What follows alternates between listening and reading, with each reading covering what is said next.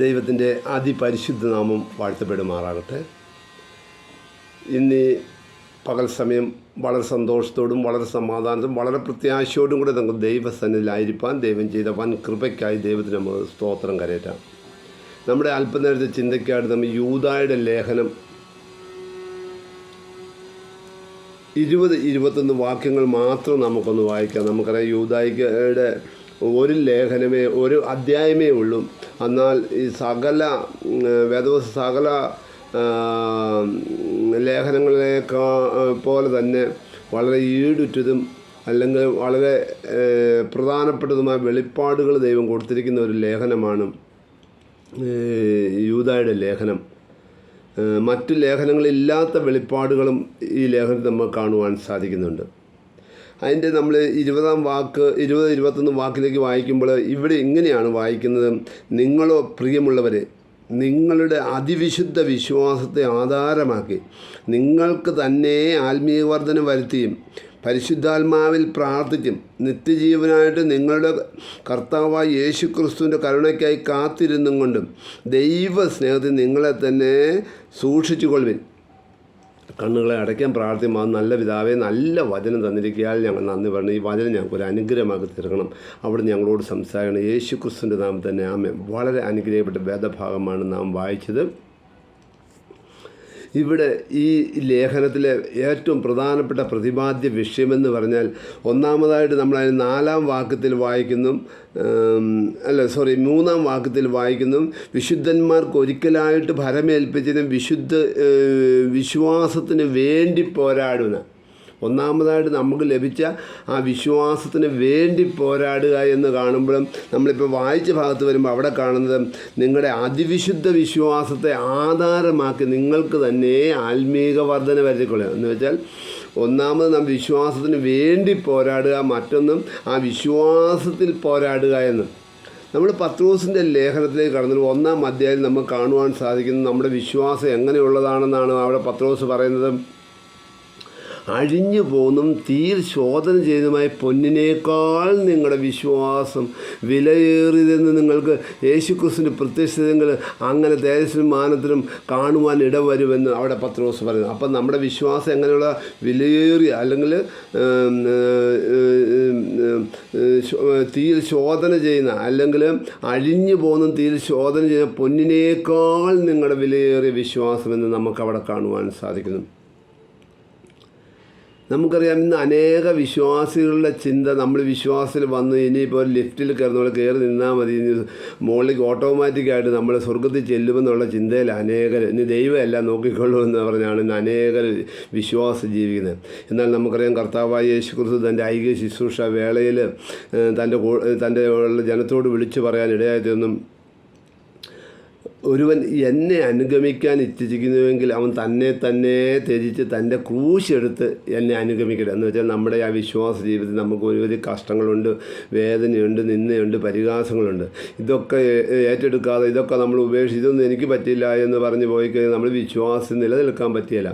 കാരണം എന്താ, നൊടി നേരത്തേക്കുള്ള നമ്മുടെ ലഘുവായ കഷ്ടം അത്യന്തം അനവധിയായ ദൈവദയ നിത്യഘനം നമുക്ക് ലഭിക്കാൻ കാരണമായി തീരുമെന്ന് പൗലോസ് തൻ്റെ ലേഖനത്തിൽ പറയുന്നു. അതുകൊണ്ട് നമ്മൾ എന്ത് വേണം, നമ്മുടെ ഈ ഭാരങ്ങളെ വഹിച്ച്, അല്ലെങ്കിൽ കർത്താവായ യേശുക്രിസ്തു നമുക്ക് വേണ്ടി വളരെ കഷ്ടത അനുഭവിച്ചാൽ നമുക്ക് ആ നിത്യജീവൻ നേടിത്തന്നെ. അതുകൊണ്ട് കർത്താവ് സഭയോട് പറയുകയാണ്, ഒരുവൻ എന്നെ അനുഗമിക്കുന്ന തന്നെ ത്യജിച്ച് തൻ്റെ ക്രൂശെടുത്ത് എന്നെ അനുഗമിക്കണമെന്ന് പറയും. എന്ന് വെച്ചാൽ നമ്മൾ ഈ വിശ്വാസ ജീവിതത്തിൽ നിലനിൽക്കണമെങ്കിൽ, ആ വിശ്വാസ ആത്മീയ ജീവിതത്തിൽ നമുക്ക് ജയം നേടണമെങ്കിൽ, ആ നിത്യത അവകാശമാകണമെങ്കിൽ എന്ത് വേണം, നമ്മുടെ ആ വിശ്വാസത്തിൽ വളരെ കഷ്ടങ്ങൾ അനുഭവിച്ച് ഉറച്ചു നിൽക്കണം. ഒന്നാമതായിട്ട് അതിൻ്റെ പ്രധാനപ്പെട്ട വിഷയം എന്ന് പറയുന്നത് നമ്മുടെ ദർശനം ശരിയായിരിക്കണം. നമ്മുടെ വിശ്വാസത്തിൻ്റെ ദർശനം. നമ്മൾ ഈ എബ്രായ ലേഖനത്തിലേക്ക് കടന്നു അതിൻ്റെ 12-ാം അധ്യായം 1-2 വാക്കിലേക്ക് വരുമ്പോൾ അവിടെ നമ്മൾ ഇങ്ങനെ വായിക്കുന്നു: നാമും സാക്ഷികളുടെ ഇത്ര വലിയ സമൂഹവും നമുക്ക് ചുറ്റും നിൽക്കുന്നുകൊണ്ട് സകല ഭാരവും മുറുകെ പറ്റുന്ന പാവവും വിട്ട് നമ്മുടെ മുമ്പിൽ വെച്ചിരുന്ന ഓട്ടം സ്ഥിരതയോടെ ഓടുവിൻ. അവിടെ പറയുകയാണ്. എന്ന് വെച്ചാൽ 11-ാം അധ്യായത്തിൽ വാഗ്ദത്തം ചെയ്ത വിശ്വാസികൾ അല്ല ദൈവത്തിൻ്റെ വിശുദ്ധന്മാരായ വിശ്വാസികൾ എന്ത് ചെയ്തു? അവർ ക്രിസ്തുവിലുള്ള ആ വാഗ്ദത്തം പ്രാപിക്കാതെ ദൂരത്ത് നിന്ന് കണ്ടുകൊണ്ട് അവരെന്ത് ചെയ്തു? അവർ വിശ്വാസത്തിൽ മരിച്ചു. എന്ന് വെച്ചാൽ അവരിവിടെ അന്യരും പരദേശികളുമെന്ന് പറഞ്ഞുകൊണ്ട് വിശ്വാസത്തിൽ മരിച്ചു. നമ്മൾ എബ്രായ ലേഖനം 11-ാം അധ്യായം അതിൻ്റെ 9-10 തിരുവനന്തപുരത്ത് വരുമ്പോൾ നമുക്കവിടെ ഇങ്ങനെ വായിക്കാൻ സാധിക്കും. വിശ്വാസത്താൽ എബ്രാഹാം വാഗ്ദത്ത ദേശത്ത് ഒരു അന്യദേശത്ത് എന്ന പോലെ ചെന്ന് വാഗ്ദത്തത്തിന് കൂട്ടവകാശികളായി ഇസ്ഹാക്കിനോടും യാക്കോവിനോടും കൂടെ കൂടാരത്തിൽ പാർത്തുകൊണ്ട് ദൈവം ശില്പിയായി നിർമ്മിച്ചതും അടിസ്ഥാനമുള്ളതുമായ നഗരത്തിനു വേണ്ടി കാത്തിരുന്നു. അവർ ഭൂമിയിലെ വാഗ്ദേശമായ കാനാൻ ദേശത്ത് എന്നിട്ട് അവരെന്ത് ചെയ്തു? അവരിവിടെ അന്യരും പരദേശികളും അല്ലെങ്കിൽ അവർ വാഗ്ദത്തങ്ങൾക്ക് കൂട്ടവകാശിയായ ഇസ്ഹാക്ക് യാക്കോബോട് എബ്രാഹാം എന്ത് ചെയ്തു? കൂടാരത്തിൽ പാർത്തുകൊണ്ട്. എന്ന് വെച്ചാൽ നമുക്കറിയാം, കഴിഞ്ഞ ദിവസം ഒരു വാർത്ത നിങ്ങൾ കണ്ടു കാണും. നമ്മൾ ലോകപ്രസിദ്ധമായ ആക്ടറാണ് ജാക്കി ചാൻ. അദ്ദേഹത്തിന് എല്ലാ രാജ്യത്തിലും ഭവനമുണ്ട്. ഈ എബ്രാഹത്തിന് വേണമെങ്കിൽ താൻ പോയ സ്ഥലത്തെല്ലാം തനിക്ക് ഭവനം പണിത് അവിടെ സുഖമായിട്ട് ജീവിക്കാമായിരുന്നു. കാരണം അന്നത്തെ കാലത്ത് എബ്രാഹത്തിന് അത്രയും ആസ്തിയും അത്രയും സാമ്പത്തികമായിട്ടും അത്രയും ആൾക്കാരും എല്ലാം ഉണ്ടായിരുന്നതാണ്. എന്നാൽ എബ്രാഹാം എന്ത് ചെയ്തില്ല? ഇതിനൊന്നും ഭവനം ഉണ്ടാക്കാൻ വസിക്കാതെ എന്ത് ചെയ്തു? ഈ വാഗ്ദത്തദേശത്ത് ഇസ്ഹാക്ക് യാക്കോബിനോടുകൂടെ കൂടാരത്തിൽ പാർത്തുകൊണ്ട് ദൈവം ശില്പിയായി നിർമ്മിച്ചതും അടിസ്ഥാനമുള്ള ഭവനത്തിന് വേണ്ടി കാത്തിരുന്നു. അതിൻ്റെ 13-ാം വാക്കിലേക്ക് വരുമ്പോൾ അവിടെ നമുക്ക് ഇങ്ങനെ വായിക്കാൻ സാധിക്കും. ഇവർ എല്ലാവരും വാഗ്ദത്തം നിവർത്തി പ്രാപിക്കാതെ ദൂരത്തിൽ നിന്ന് അത് കണ്ട് അഭിനന്ദിച്ചും ഭൂമിയിൽ തങ്ങൾ അന്യരും പരദേശികളുമെന്ന് ഏറ്റുപറഞ്ഞുകൊണ്ട് വിശ്വാസത്തിൽ മരിച്ചു. മനസ്സിലാം?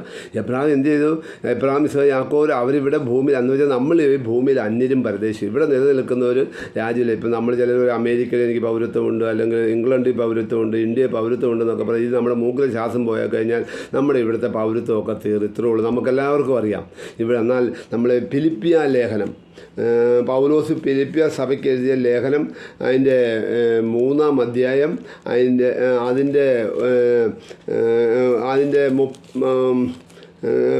ഫിലിപ്പിയ ലേഖനം 3-ന്റെ 20-21 തിരുവനന്തപുരത്ത് വരുമ്പോൾ അവിടെ നമുക്ക് ഇങ്ങനെ വായിക്കുവാൻ സാധിക്കുന്നു. നമ്മുടെ പൗരത്വമോ സ്വർഗത്തിലാകുന്നു. അവിടെ നിന്നും കർത്താവായ യേശുക്രിസ്തു രക്ഷിതായി വരുമെന്ന് നാം കാത്തിരിക്കുന്നു. അവൻ സകലവും തനിക്ക് കീഴ്പ്പെടുത്താൻ ശക്തിയുള്ള തൻ്റെ വ്യാപാര ശക്തി കൊണ്ട് നമ്മുടെ താഴ്ചയുള്ള ഈ ശരീരത്തെ അവൻ്റെ മഹത്വമുള്ള ശരീരത്തെ അനുരൂപമായി രൂപാന്തരപ്പെടുത്തും. ഇതാണ് യഥാർത്ഥ വിശ്വാസിയുടെ ദർശനം. ഇതിലേക്കാണ് നമ്മുടെ വിശ്വാസം ഉറപ്പിക്കേണ്ടത്. ഇതിലേക്കാണ് നമ്മൾ പ്രത്യാശ വെക്കേണ്ടത്. അപ്പോഴാണ് നമ്മുടെ വിശ്വാസത്തിലുള്ള പോരാട്ടം വിജയകരമായി തീരുന്നത്.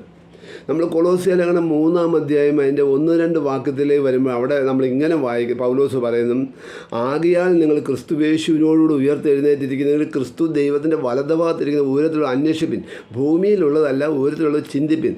നിങ്ങൾ മരിച്ച് നിങ്ങളുടെ ജീവൻ ക്രിസ്തുയേശു ദൈവത്തിൽ മറഞ്ഞിരിക്കുന്നു. നമ്മുടെ ജീവനായ ക്രിസ്തു വെളിപ്പെടുമ്പം നാം അവനോടുകൂടെ തേജസ്സിൽ വെളിപ്പെടും. എന്ന് വെച്ചാൽ നമ്മൾ എന്ത് ചെയ്തു? നമ്മൾ റോമാ ലേഖനം 6-ാം അധ്യായത്തിലേക്ക് കടന്നു. നമ്മുടെ വിശ്വാസ സ്ഥാനത്താൽ നമ്മൾ എന്ത് ചെയ്തു? നമ്മുടെ പഴയ മനുഷ്യൻ, പഴയ ജഡസ്വഭാവമുള്ള മനുഷ്യൻ, പാപസ്വഭാവമുള്ളത് നമ്മുടെ ആ പഴയ മനുഷ്യൻ ക്രിസ്തുവിനോടുകൂടെ ക്രൂശിച്ചു, ക്രിസ്തുവിനോടുകൂടെ മരിച്ചു, ക്രിസ്തുവിനോട് അടക്കപ്പെട്ടു. സ്ഥാനത്താൽ ജലസ്ഥാനത്താൽ നമ്മൾ മുങ്ങിപ്പോകുമ്പോൾ ക്രിസ്തുവിനോട് അടക്കപ്പെട്ട് ഉയർത്തും. നമ്മളിവിടെ ഇങ്ങനെ വായിക്കുന്നു അതിൻ്റെ 4-ാം ഭാഗത്ത്, അങ്ങനെ നാം അവൻ്റെ മരണത്തിൽ പങ്കാളികളായിരുന്ന സ്ഥാനത്തിൽ അവനോടുകൂടെ കുഴിച്ചിടപ്പെട്ടു. ക്രിസ്തു മരിച്ചിട്ട് പിതാവിൻ്റെ മഹിമയിൽ എഴുന്നേറ്റതുപോലെ നാമും ജീവൻ്റെ പുതുക്കത്തിൽ നടക്കേണ്ടത് തന്നെ.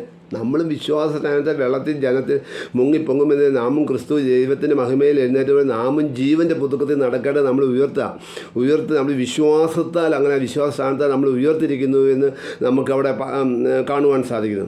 ഒന്നുകൂടെ നമ്മൾ പറഞ്ഞ എഫേസ്യ ലേഖനം 2-ാം അധ്യായം അതിൻ്റെ 7-ാം വാക്യത്തിൽ നാം പറയുന്നു, നമ്മെ ക്രിസ്തുവിനും അതിക്രമങ്ങളിലും പാവങ്ങളിലും മരിച്ചു കിടന്ന് നമ്മെ ക്രിസ്തുവിനോട് ഉയർപ്പിച്ച് സ്വർഗത്തിൽ ഇരുത്തിയിരിക്കുന്നു എന്ന് നമ്മളെ കാണുന്നു. അപ്പം നമ്മൾ ഓരോ വിശ്വാസികളും ഓരോ ദൈവമക്കളും എങ്ങനെയാണ് വിശ്വാസത്താൽ നമ്മൾ രക്ഷിക്കപ്പെട്ട് സ്നാനപ്പെട്ട് മരിച്ച് അടക്കപ്പെട്ട് ക്രിസ്തുവിനോട് ദൈവത്തിൽ മറഞ്ഞിരിക്കുക. നമ്മൾ ഈ ഭൂമിയിൽ ജീവിക്കുമ്പോൾ തന്നെ നമ്മൾ വിശ്വാസത്തിൽ ക്രിസ്തുവിൽ മറഞ്ഞിരിക്കുന്നവരാണ് നമ്മൾ.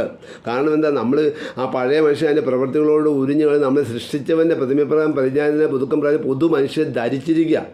നമ്മൾ FSC ലേഖനത്തിൽ നമ്മൾ വായിക്കുന്നത് മുമ്പിലത്തെ നടപ്പ് സംബന്ധിച്ച് അതിമോള വഷളായി പോകുന്ന നിങ്ങളുടെ പഴയ മനുഷ്യനെ ഉപേക്ഷിച്ച് ഉള്ളിലെ ആത്മാവ് സംബന്ധിച്ച് പുതുക്കം പ്രാപിച്ച് സത്യത്തിൻ്റെ ഫലമായ നീതിയിലും ദൈവാനുരൂപമായി സൃഷ്ടിക്കപ്പെട്ട പുതു മനുഷ്യൻ ധരിച്ചിരിക്കുക. അപ്പം നമ്മൾ എന്ത് ചെയ്യുക, മരിച്ചു സ്വർഗ്ഗത്തിൽ ഇരുത്തിയിരിക്കുക വിശ്വാസാൽ. അതുകൊണ്ടാണ് കൊലോസ്യ ലേഖനത്തിൽ പറഞ്ഞത്, ആകയാൽ നിങ്ങൾ ക്രിസ്തു യേശുവിനോട് ഉയർത്തെഴുന്നേറ്റിരിക്കയാൽ ക്രിസ്തു ദൈവത്തിൻ്റെ വലതുഭാഗത്തിന് ഉയരത്തിലുള്ള അന്വേഷണം ഭൂമിയിലുള്ളതല്ല ഉയരത്തിലുള്ള ചിന്തിപ്പിനെന്ന് നമുക്കവിടെ കാണുവാൻ സാധിക്കുന്നു. നമ്മൾ മത്തായിയുടെ സുവിശേഷം 6-ാം അധ്യായം 19-20 വരുമ്പോൾ അവിടെ നമുക്ക് കാണുവാൻ സാധിക്കുന്നു, പുഴുവും തുരുമ്പും കെടുക്കുന്നതും കള്ളന്മാർ തുറന്നു മോഷിക്കുക ഭൂമിയിൽ നിങ്ങൾ നിക്ഷേപം സ്വരൂപിക്കരുത്. പുഴുവും തുരുമ്പും കെടുക്കാത്തതും കള്ളന്മാർ തുറന്നു മോഷിക്കാതെ സ്വർഗ്ഗത്തിൽ തന്നെ നിങ്ങളുടെ നിക്ഷേപം സ്വരൂപിക്കണം. കാരണം എന്താ, നമ്മൾ വെളിപ്പാട് പുസ്തകം 3-ാം അധ്യായം 21-ാം വാക്യത്തിൽ വരുമ്പോൾ അവിടെ നാം വായിക്കുന്നു, അവിടെ ജയിക്കുന്നവന് ഞാൻ എന്നോടുകൂടെ സിംഹാസനത്തിൽ ഇരിക്കാൻ വരം നൽകും, ഞാനും ജയിച്ച് എൻ്റെ പിതാവിൻ്റെ സിംഹാസനത്തിൽ ഇരിക്കുന്നത് പോലെ എന്ന് നമ്മൾ. അപ്പം നമ്മളെ വിശ്വാസത്തിൽ പോരാടി ജയം പ്രാപിച്ചാൽ മാത്രമേ നമ്മൾ നിത്യജീവൻ അവകാശമാക്കുള്ളൂ. അതുകൊണ്ട് നമ്മുടെ ദർശനം എന്തായിരിക്കണം, ആ നിത്യജീവനിലായിരിക്കണം. രണ്ടാമതായിട്ട് ഇവിടെ നമുക്ക് കാണും വിശ്വാസത്തിന് വേണ്ടി പോരാടുക. എന്താ വിശ്വാസത്തിന് വേണ്ടി പോരാടുക എന്ന് പറഞ്ഞാൽ, നമുക്ക് ലഭിച്ച വിശ്വാസത്തിന് വേണ്ടി ഇന്ന് അനേകരുടെ ദർശനം, അനേകരുടെ കാഴ്ചപ്പാട്, അനേക പ്രവാചകന്മാരിലും അനേക പുരോഹിതന്മാരിലും അനേക മധ്യസ്ഥന്മാരിലും അനേക കത്തുദാസന്മാരിലേക്ക് ഒതുങ്ങിയിരിക്കുക. ഭക്തിവചനവും ഭക്തിക്കത്തും ഉപദേശവും കൊടുക്കുക, അന്യത ഉപദേശിക്കുകയും അപ്പം കാണുന്നവനെ അപ്പായെന്നും അല്ലെങ്കിൽ കുറച്ച് പണം കൊടുക്കുന്നവനെ സഭയുടെ അധ്യക്ഷന്മാരാക്കി വെക്കുകയും ഒക്കെ ചെയ്യുന്ന അനേക കത്തുദാസന്മാരും അനേക പുരോഹിതന്മാരും അങ്ങനെയുള്ളവരെ നമുക്ക് കാണുവാൻ സാധിക്കുന്നു. അപ്പോൾ തന്നെ അനേക കള്ളപ്രവചനത്തിലേക്ക് അല്ലെങ്കിൽ പ്രവാചകന്മാരിലേക്ക് പ്രവചനത്തെ തുച്ഛീകരിക്കുകയോ പ്രവാചകന്മാരില്ലെന്നോ അല്ല, പുതിയ ഉടമ്പടി സഭയ്ക്ക് പ്രവാചകന്മാരുമുണ്ട് പ്രവചനവുമുണ്ട്. എന്നാൽ ആത്മീയ വർധനയ്ക്കും സഭയുടെ വളർച്ചയ്ക്കും നമ്മുടെ നിത്യതയ്ക്കും വേണ്ടിയാണ് അത് തന്നിരിക്കുന്നത്. എന്നാൽ അത് കണക്ക് കൂട്ടാതെ അനേകർ എന്ത് ചെയ്യുക, അവർ ഭൗതിക നന്മയ്ക്ക് വേണ്ടി അനേക പ്രവാചകന്മാരെ കൊണ്ടുവന്ന് പ്രവചിപ്പിക്കുകയും ഏറ്റവും അവസാനം കുടുംബം കലങ്ങുകയും ചെയ്യുന്ന അനേക വ്യക്തികളുടെ ദർശനം അങ്ങനെയായി വിശ്വാസികളുടെ ദർശനം. കാരണം എന്താ, ഈ അനേക പ്രവാചകന്മാർ പണം സമ്പാദിക്കാനും അല്ലെങ്കിൽ ഒക്കെ വേണ്ടി മുഖസ്ഥിതി പറയുകയും കള്ളപ്രവചനം നടത്തുകയും ചെയ്യുന്നത്. അത് കേട്ടിട്ട് അനേകർ എന്ത് ചെയ്യുക, അവരുടെ വിശ്വാസത്തിൽ പരാജയപ്പെട്ടു പോകുന്ന അനേക കുടുംബങ്ങളെ നമുക്ക് കാണുവാൻ സാധിക്കുന്നു.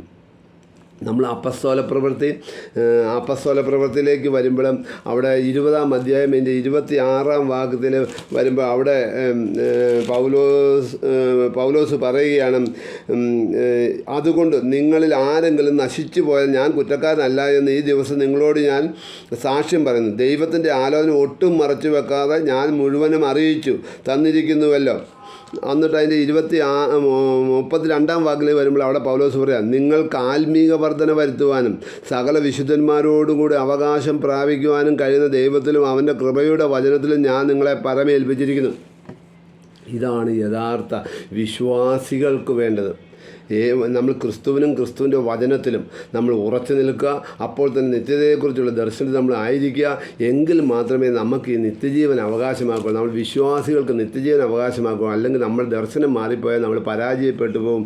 അതുകൊണ്ടാണ് ഇവിടെ യൂദ പറയുന്നത്, ഇവിടെ യൂദ പറയുന്നതും, ആകയാൽ സഹോദരന്മാരെ നിങ്ങളുടെ അതിവിശുദ്ധ വിശ്വാസത്തെ ആധാരമാക്കി നിങ്ങൾക്ക് തന്നെ ആത്മീക വർധന വരുത്തി. ഇവിടെ യൂദ പറയുന്നത്, നിങ്ങളോ പ്രിയമുള്ളവരെ നിങ്ങളുടെ അതിവിശുദ്ധ വിശ്വാസ ആധാരമായി നിങ്ങൾക്ക് തന്നെ ആത്മീക വർധന വരുത്തി പരിശുദ്ധാത്മാവിൽ ജീവനായിട്ട് നമ്മുടെ കർത്താവായ യേശു ക്രിസ്തുവിൻ്റെ കരുണയ്ക്കായി കാത്തിരുന്നുകൊണ്ട് നിങ്ങളെ തന്നെ സൂക്ഷിച്ചോണം. അപ്പം നിങ്ങളെ തന്നെ സൂക്ഷിച്ച് നിങ്ങളുടെ വിശ്വാസം എങ്ങനെയുള്ളതാണെന്ന് മനസ്സിലാക്കിക്കൊണ്ട് ആ വിശ്വാസ ദർശനം എങ്ങനെയാണെന്ന് മനസ്സിലാക്കിക്കൊണ്ട് ആ വിശ്വാസം നിലനിന്ന വിശ്വാസത്തിന് വേണ്ടി പോരാടി വിശ്വാസത്തിൽ പോരാടി നിങ്ങൾ നിത്യജീവന അവകാശമാക്കി കർത്താവിൻ്റെ വരവിന് വേണ്ടി നമ്മുടെ കർത്താവിൻ്റെ വരവേറ്റം ആസനമായിരിക്കുക. ആ വരവിൽ കൈവിട്ടുപോയി നമ്മെപ്പോലെ അരിഷ്ടന്മാർ വേറെ ആരുമില്ല എന്ന് മനസ്സിലാക്കിക്കൊണ്ട് ലഭിച്ച അതിവിശുദ്ധ വിശ്വാസത്തെ ആധാരമാക്കി നമുക്ക് തന്നെ ആത്മീയ വർധന വരുത്തുകയും ആ വിശ്വാസത്തിന് പോരാടുകയും ചെയ്യാം. അതിനായി ദൈവം നമ്മെ അനുഗ്രഹിക്കട്ടെ എന്ന് പറഞ്ഞുകൊണ്ട് ഞാൻ എൻ്റെ വാക്കുകൾ അവസാനം അവസാനിപ്പിക്കും. ദൈവം നമ്മെ അനുഗ്രഹിക്കുമാറാകട്ടെ. ആമേൻ.